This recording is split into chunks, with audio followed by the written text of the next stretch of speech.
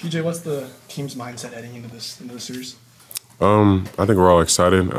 Obviously, to still be playing at this point in the season, so just a lot of excitement, and we're ready to go. I'm going to go ahead and assume you'll be getting a lot of cap this series. What is the challenge that he presents? Obviously, he can shoot the ball at elite level, get to the rim, finish. You can pretty much do everything at his size. So, he's a great player, and obviously, I'm super excited to go against him and compete. How different is he than players you've seen throughout the postseason thus far? A big man with a quick release who is willing to put it on the ground. He poses so many threats. He can pass the ball, he can shoot, and I think he's just a good player, obviously. So we're gonna have to be locked in each and every night and bring our A games for sure. What have these first two series taught you about not just yourself, but this team that can help you in this series against Minnesota? Just to keep fighting. No matter if we're down 20, up 10, up 20, we still got to fight. And we know they're a great team, great defensive team. So we just got to find ways to take advantage of that. A lot's been made out of their height, their 7-footers and stuff like that. Do you anticipate we'll see a dramatically different series in this one than we did against Oklahoma City? Yeah, they've been the best defense all year. So we've got to find ways to try to score the ball, obviously, and defend them as well. They have two dynamic superstars, and I'm honestly just really excited to play against them.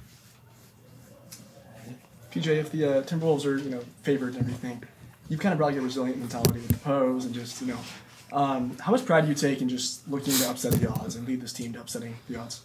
I don't feel like we're an underdog at all. We're both in the Western Conference Finals for a reason, so. I don't know what people are thinking, but for us, we're confident in our abilities and we're confident, and we can't wait to go to Minnesota. PJ, I know one of the things that you post on IG is on Bible verses. How much has your faith kind of helped you get to this point? A lot. It's the reason I'm here. He's done so much for me, and I'm just thankful and forever grateful. I feel like the closer I get to him, things just start getting a lot better for me. You're going to been playing with D. Jones for a few months, but you might have played against him in the East a little bit. What's impressed you about him now being his teammate that you maybe didn't know from before? How well he plays defense. His game offensively, he can shoot the ball, he can get to the rim, finish. Obviously, he has a floater, mid-range game. He has a bunch to his game that I haven't seen. So just being able to play alongside of him has been great. He's a dog out there as well, and he don't take nothing from nobody. So you just love playing with guys like that. You've played in a million basketball games in your life. Do these games feel any differently when you actually play them? Not really. It's all the same for me, honestly. It's just an opportunity to go out there and to just win. So for me, I love playing the game, and it's just fun for me. When you do guard a bigger matchup like Karl Towns, what's important for you to avoid foul trouble? Show my hands, but use my body a little bit more. Show my hands, obviously, and just try not to reach as much, and just try to contest everything he does shoot, and just make it tough for him. The last time the Mavericks played was before the trade deadline, so what kind of challenge does this present to you and Daniel Gafford? A bunch. They're obviously a good team, so I just can't wait to see how we match up versus him and what we can do and really good and what some of the things we can improve on as well. Derrick, from your perspective, can you just talk about the impact that you've had on this team? I feel like for me it's been a whole lot on the defensive end. I take on the assignment guarding the best player, and that's something I like doing. It's not a burden on me or anything. I love doing it. I want to go out there and guard the best defender any other day, so I'm happy for it. 17, 19, and 22 points to close out the series against the Thunder. What kind of groove are you in right now and the confidence that you have on the offensive side of the basketball right now? My confidence has been like this all season. It's just, and shots fall, shots don't fall. It's a make or miss league. I really can't hang my head on missing shots. I'm not gonna make every shot that I take, so I just go out there and play with that confidence that I have and just be as aggressive as I can. And the challenge of dealing with Anthony Edwards in this series, can you talk about his athleticism and what you can possibly expect in dealing with him? He's quick, athletic, can shoot the ball. I just gotta pick my spots and be aggressive, be physical, and try to keep him off his spots. Going off that, you said you love all year. You said you love taking on the best players, and the Timberwolves team has a lot of great players. So, just how excited are you for this matchup from a defensive standpoint? Very. I mean, I'm excited for the matchup. Period. I'm just glad we made it to the next round and we got more games to play.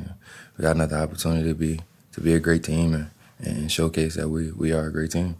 How does this challenge differ from the one that Oklahoma City presented to y'all? It's a totally different team.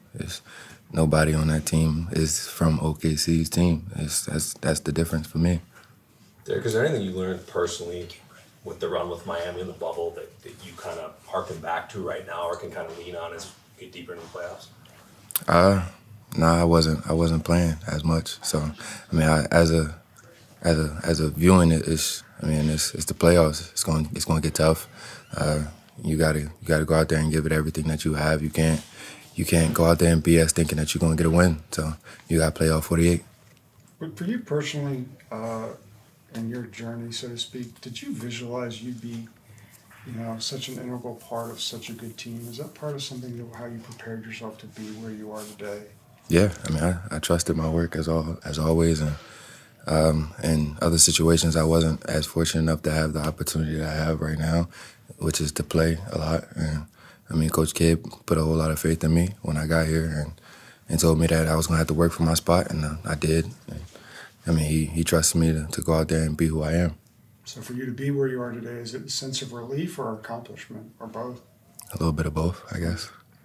Is it better or worse to take Minnesota on? I mean, which is better, the champs or this young team that's just now feels that they're unbeatable? Say what's better or worse? Yeah. I don't think nothing's worse about it. I mean, what did you have, going into this, did you have a druthers of I'd rather play? No, I don't care who I play. Whoever they put in front of me, that's what I'm playing. I really don't. I can't pinpoint or dictate who I want to play. It's a league. You got to play who they put in front of you. What makes them such a difficult matchup for any team? But for you guys, what's the challenge with their matchup was? They're a great defensive team. That start, and they got a whole lot of offensive firepower. So, I mean, the combination of both is tough to guard. But we got the same thing. So, I mean, they got to guard us as well. Talking about the early years of your career, undrafted G League, two-way guy, how did that adversity maybe shape or mold you to help you get to where you are now today? Just kept me strong. Mentally, you can go through a lot. For me, I've been through some things mentally, and it just only made me stronger. I mean, I kept my family close. I kept my circle tight. And I just put my head down and worked, got in the gym and kept working. And, I mean, my work is paying off. In OKC, UND Live, coming off the game through the tunnel, you said, "Fear no man." Where does that mentality come from? That's just who I am. I mean, I fear God. No man that bleeds blood like I bleed, I fear no one. That's just how I am. Derrick, last time we talked, I asked you about D-Live, and you were excited to talk about his big Game 6. Mm-hmm. I know he wanted first-team rookie, you got second-team rookie. How cool is it to see him just rewarded for everything he's been through this season? Oh, that's amazing. I mean, like you say, he should have been on first team, but, he got second team. I'm just glad he got the accomplishment. And, he got that accolade next to his belt. But it's just a start for him. Next year he's gonna have a tremendous next year, and hopefully we can see him on that all defensive team one year. What do you think? I'm sure you've been asked this throughout the year, but why has this team been the right fit for you, and why do you think you've been able to flourish the way you have here? My teammates just, I don't know, they trust me. The moment I got there, or the moment I got here, it was all love. Everybody embraced me with open arms, and we on the floor together. Everybody's unselfish. I mean, nobody goes out there looking for themselves. Everybody's out there. If they have something, they take it. But if they're trying to get a better shot, we're going to focus on getting a better shot and making sure we make the extra pass. Yeah, that's my favorite part of the day. You deliver those with so much passion. I try to be consistent. I try. What did you learn about your team through the first two series that you believe will help you in this series against Minnesota, whether it be from a mentality or a focus standpoint? Yeah, I think just understanding, their ability to, execute the game plan, and being able to pivot if things aren't going well or things we need to make a change. just understanding that that group can make that change on the run. Understanding that we've been down in the sense of 30-some points to come back to take a lead, to be down 16 at half in Game 6, and to work the game to still believe that we can win. And so there's a lot of trust, a lot of belief in one another, and I think it's a fun group to be around. Jason, when the younger guys go in, they seem to just have so much confidence and kind of rise to the pressure. Who is the veteran presence that's really pouring into them and kind of helping them through this process? Yeah, I think when you look at Markeith and Kai, those are the two vets that have really used their voice to help the younger guys. Then the younger guys give them credit to listening and absorbing that information and being able to use it in the games and days off, being able to, to listen.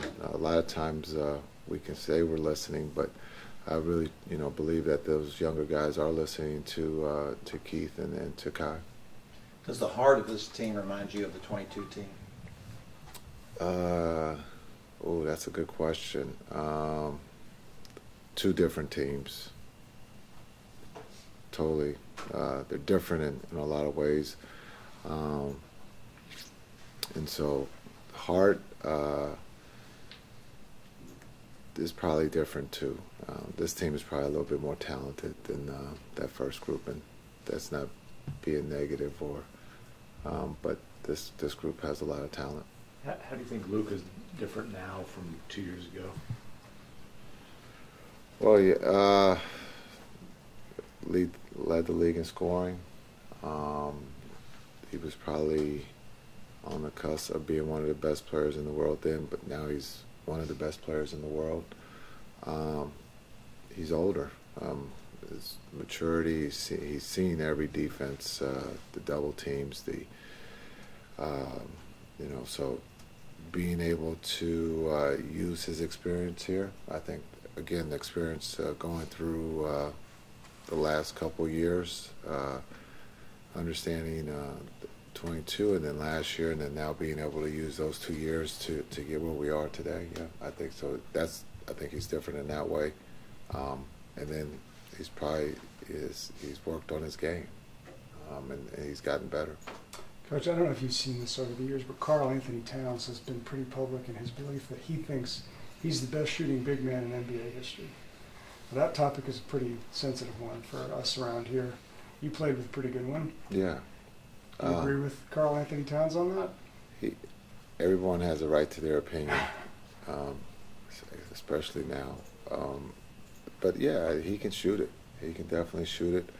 You look at Cat's. He's a very confident young man. He's one of the best bigs in this league. He can't shoot the three at a high rate. He can put it on the floor. He can score. And so, I think he could be one of the top big men shooting. Dirk was one of the first to start that.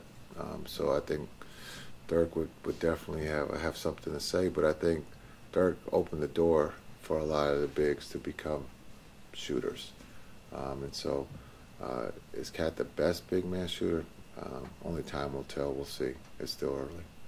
Coach, I guess going off that to an extent, how much of an impact do you think it has on the current team to have Dirk come to games and just kind of be around the team? It's great. You're talking about the best player to ever play or put on a Mavs jersey. We get to drive by that statue every home game. So it's great that when he's in town, to be able to come to the games and hang out. I don't know what else I can say. Well, do you think it gives some of the younger guys maybe extra motivation to see a legend like Dirk sitting there watching them? That's a question for them. They might not know who he is, so unless he stands up, that's a question for them. Dirk is a special human being, and it's great for him to be around the Mavs, and hopefully he's around the Mavs a little bit more as we go forward. Coach, you talked about D. Jones being the last signed guy before the season. He mentioned feeling like people had confidence in him almost immediately. What did you see in him that gave you the reason to instill that confidence that he could be what he is right now for you guys? Yeah, I think I've answered that in the sense of I've seen him on the other side, and I felt if we ever got an opportunity to get someone or get D. Jones, he could bring something that we didn't have. We've joked about the layup line, but just his ability to play defense. What he's done being here is he's worked on his game, and you could see that being able to shoot the three at a high clip for us, the open shots he's getting. But the one thing he's been really consistent with from the time we talked on the phone is that he just wants to win, and you can see that spirit. And as a teammate, start or come off the bench, he's going to give everything he has, and that's pretty cool.